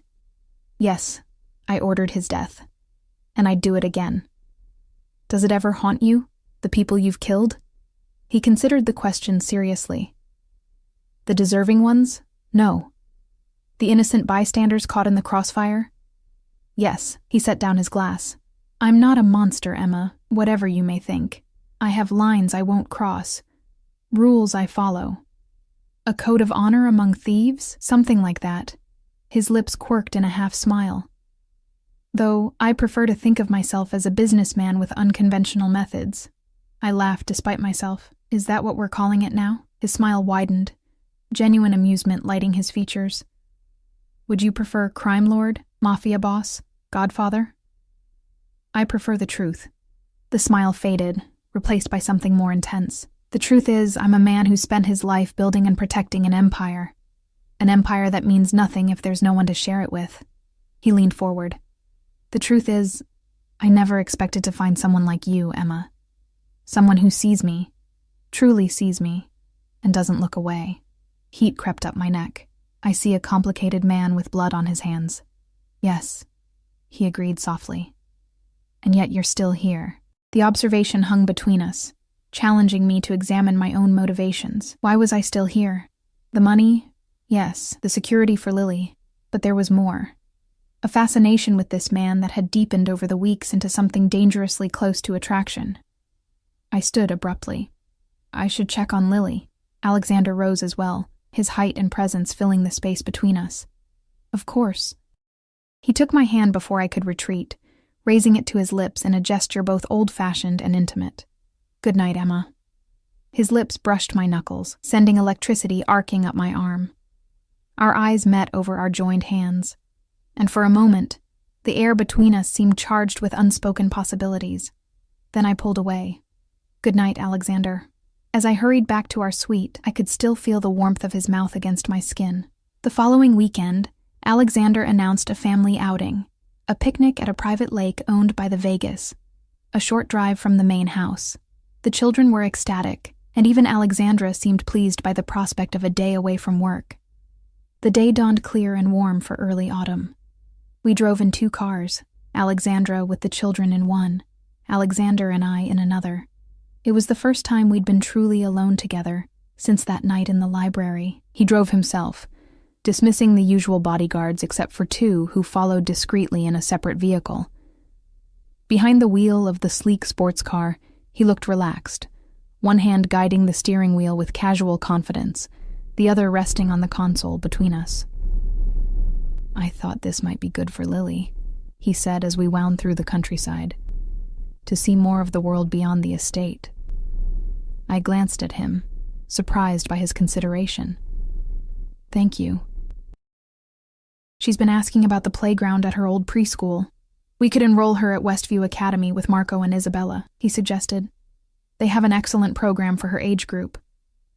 The casual way he included Lily in future plans both warmed and alarmed me. "Let's see how these 3 months go first." He nodded, accepting the boundary. "Fair enough." The lake was stunning, crystal clear water surrounded by trees beginning to turn gold and crimson. A wooden dock extended into the water, and a boathouse stood nearby. A short distance from the shore, a pavilion had been set up with tables, comfortable seating, and what appeared to be a complete outdoor kitchen. "This is beautiful," I admitted as we parked beside Alexandra's car. Alexander's expression softened as he watched the children race toward the water's edge. "I spent my summers here as a boy, learning to swim, to fish, to sail." His eyes took on a faraway look.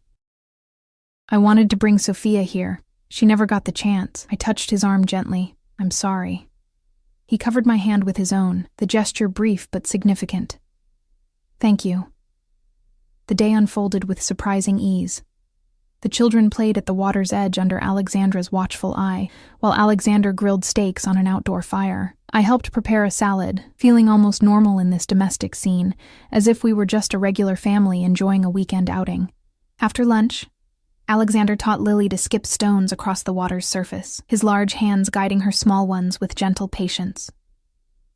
Watching them together, her dark curls contrasting with his taller frame as he knelt beside her, sent a confusing mixture of warmth and wariness through me. "He's good with her," Alexandra observed, joining me on the pavilion's edge. "Yes," I couldn't deny it.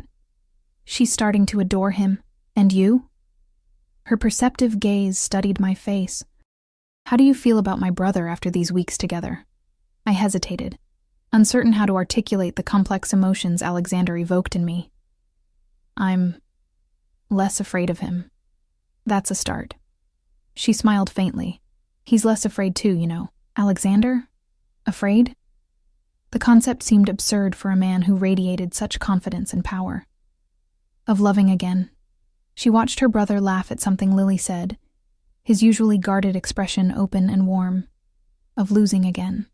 Before I could respond, Marco called Alexandra to see a fish he'd caught and released. I remained alone, contemplating her words as I watched Alexander with my daughter. Could I love a man like him, with his violent past, his dangerous present, his possessive nature? More importantly, should I? What would it mean for Lily to grow up in his world, with its undercurrents of threat and power? Yet there was goodness in him too. A capacity for tenderness I'd witnessed not just with Lily, but with all the children, with his sister, even with the staff who served his family. A code that, while outside the law, still governed his actions with a certain twisted integrity. Late in the afternoon, as shadows lengthened across the lake, Alexander suggested we take the small sailboat out. Marco and Isabella were busy building an elaborate sandcastle with Alexandra, and Lily had fallen asleep on a lounge chair after her exciting day. "Just for a short sail," he promised. "We'll stay within sight of shore." I hesitated, then nodded. "All right."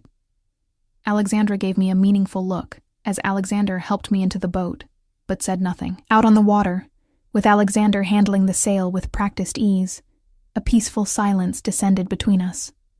The gentle rocking of the boat, the whisper of wind, the late afternoon sun casting everything in golden light. It was like being transported to another world, far from the complications of reality. I learned to sail when I was Marco's age, Alexander said, adjusting the rigging. My father believed it built character. Did it? He smiled.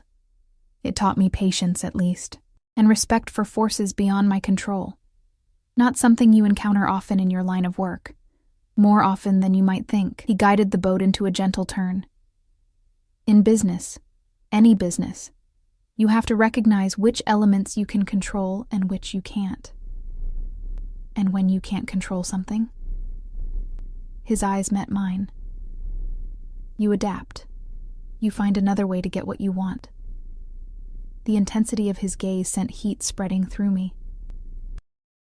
I looked away, focusing on the shoreline where Alexandra now sat with all 3 children around her, apparently telling them a story. They look happy, I observed. They are. Alexander followed my gaze. We could be too, Emma. The simple declaration hung between us. Not a demand or manipulation this time, but an offering. A possibility. Alexander, I began, unsure what to say. You don't have to answer now. He guided the boat back toward the dock with smooth efficiency. We still have 2 months of our agreement left. But as he helped me from the boat, his hand warm and strong around mine, I wondered if I would need that long to decide.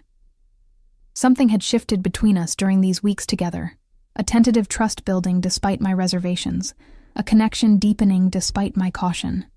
That night, after we returned to the mansion and I tucked an exhausted Lily into bed, I found the gold bracelet in my nightstand drawer.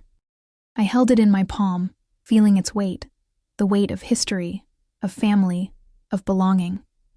On impulse, I slipped it onto my wrist. It fit perfectly, as if made for me. I stared at it in the moonlight streaming through my window, knowing what accepting it would mean. A soft knock at my door startled me. I opened it to find Alexander, still dressed but with his tie removed, his collar unbuttoned. I wanted to thank you, he said, his voice low to avoid waking Lily, for today. For giving this, us, a chance. Then his gaze dropped to my wrist, where the gold bracelet gleamed. Something flared in his eyes, hope, triumph, desire. Emma. Just my name, but filled with meaning. I should have removed the bracelet, explained that I was just trying it on, that I hadn't made any decisions yet. Instead, I stepped back from the doorway. An invitation. Alexander entered slowly, closing the door behind him with a soft click. For a moment, we stood facing each other in the dimly lit room, the air between us charged with anticipation and uncertainty. I haven't decided yet, I said softly. About staying. About us. I know. He reached out, his fingers tracing the bracelet on my wrist, then continuing up my arm in a touch so light it made me shiver. But you're considering it. Yes, I admitted. His hand moved to cup my face, thumb brushing my cheekbone in a gentle caress. May I kiss you, Emma? The question, so formal, so respectful, undid me. In this moment, he wasn't the Mafia boss who had threatened and manipulated me. He was just a man, asking permission, giving me choice. I nodded, unable to form words past the tightness in my throat. He leaned down slowly, giving me every opportunity to pull away. His lips met mine with unexpected gentleness, a question, not a demand. I responded hesitantly at first, then with growing certainty, my hands rising to rest on his chest, feeling his heart race beneath my palms. The kiss deepened, Alexander's control slipping as I pressed closer. His arms encircled me, one hand tangling in my hair, the other at the small of my back. Heat bloomed between us, months of tension and attraction crystallizing into this moment of connection. When we finally broke apart, both breathing heavily, I saw raw vulnerability in his eyes, something I'd never expected from this powerful, controlled man. Stay, he whispered against my lips, not just for the 3 months. Stay with me, Emma. Be mine. Reality crashed back, cooling the heat of the moment. It's not that simple. It can be. His forehead rested against mine. Let me protect you. Let me love you. I don't know if I can love what you are, I admitted, the painful truth forcing its way out. What you do. Pain flickered across his features, but he didn't pull away. then love who I am with you, with Lily, with the children. And if those are just two sides of the same man, then love me despite my flaws. His voice roughened with emotion. God knows I'm learning to accept yours. I drew back, surprised. My flaws?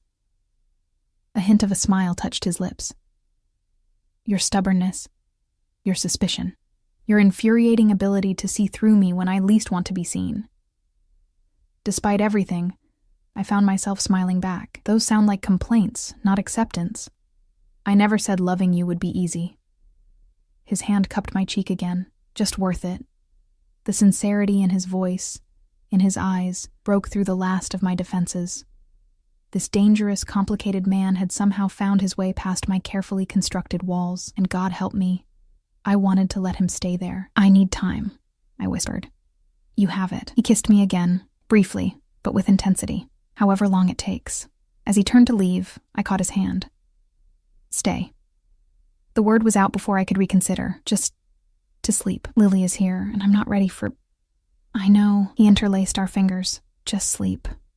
That night, lying in Alexander's arms, feeling his heartbeat steady beneath my cheek, I allowed myself to imagine a future with this man. A future where his protection extended to us, rather than imprisoned us.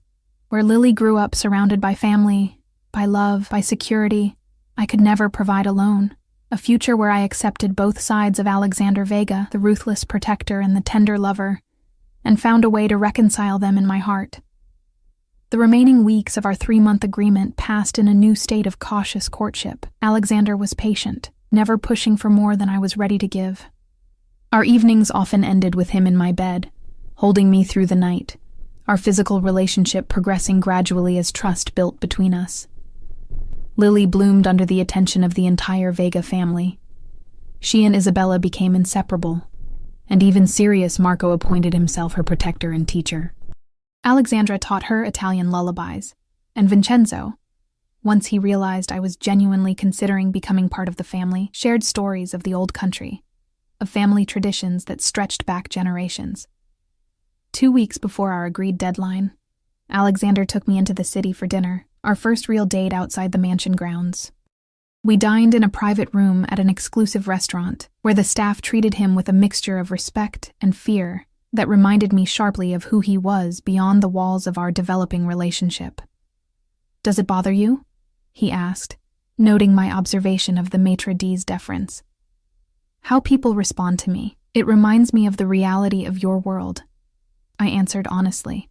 He nodded, accepting this. "A world I want to share with you, not the darkness, but the protection it provides, the opportunities it creates. For Lily? For both of you." He reached across the table, taking my hand. The gold bracelet gleamed on my wrist, now a permanent fixture. "I want to build something lasting, Emma. A legacy beyond power and fear. With me. Only with you." His gray eyes held mine with an intensity that still made my breath catch. "I've lived in shadows all my life. You bring light." After dinner, instead of returning directly to the mansion, Alexander directed his driver to a different part of the city, an upscale residential neighborhood of brownstones and tree-lined streets. "Where are we going?" I asked, as the car pulled up before an elegant townhouse. "I want to show you something." The townhouse was magnificent, 4 stories of classic architecture updated with modern amenities. Alexander guided me through rooms filled with tasteful furnishings, state-of-the-art technology discreetly integrated into historical charm. On the 3rd floor, he opened a door to reveal a bedroom decorated in soft pinks and purples, with a canopy bed sized for a small child, and bookshelves filled with children's titles. "For Lily," he explained, watching my face. Adjacent to it was a larger bedroom done in serene blues and creams, with a king-sized bed and windows overlooking a private garden. "And for us," he added softly, "if you choose to stay." I turned to him, understanding dawning. "This is what you meant by living arrangements. Not the mansion, but this?" He nodded. "A home of our own, close enough to the estate for security, for the children to play together, but separate, private. Our own life," I murmured, running my hand along the bedroom's doorframe. "Yes." He stepped closer, his expression earnest. I know my world frightens you, Emma. I know you worry about what it would mean for Lily to grow up in it. This would be our sanctuary, a place where we can just be a family, away from the business. Can those worlds truly be separated? Not entirely, he admitted.